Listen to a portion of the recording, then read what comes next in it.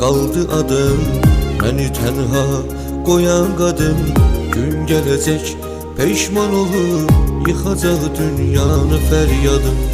Ürəyimdə qaldı adım, məni tənha qoyan qadın. Gün gələcək peşman olub yıxacaq dünyanı fəryadım. Yıxacaq dünyanı fəryadım. Ürəyimə saldın dərdi qəmi, səndən özgə yox bir əmdəmi. Gecdə olsa getdiyin kimi ümidim var geri dönəcəksən. Mənim eləsən qəlbimi üzdün, məni qoydun biçarə üzgün.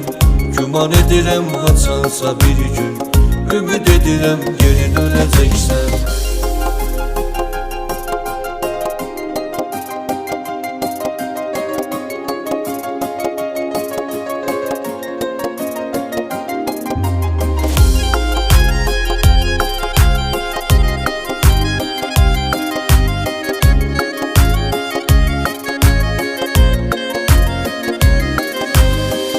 Qəlbimə vurdun acı yaralar, canın sağ olsun o da sağalar.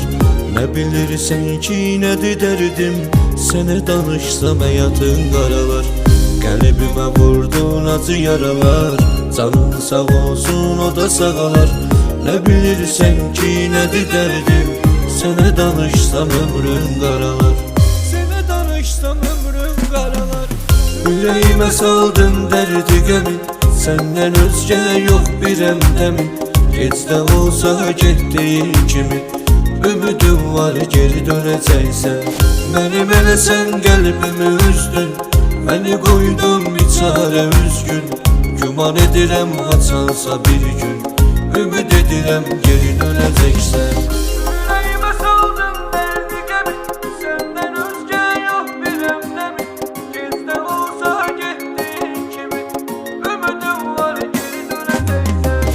Ürəyimə saldın dərdi qəmi, səndən özgə yox bir əmdəmi. Gecdə olsa getdiyin kimi ümidim var geri dönəcəksən. Mənim eləsən qəlbimi üzdün, məni qoydun biçarə üzgün. Güman edirəm haçansa bir gün, ümid edirəm geri dönəcəksən.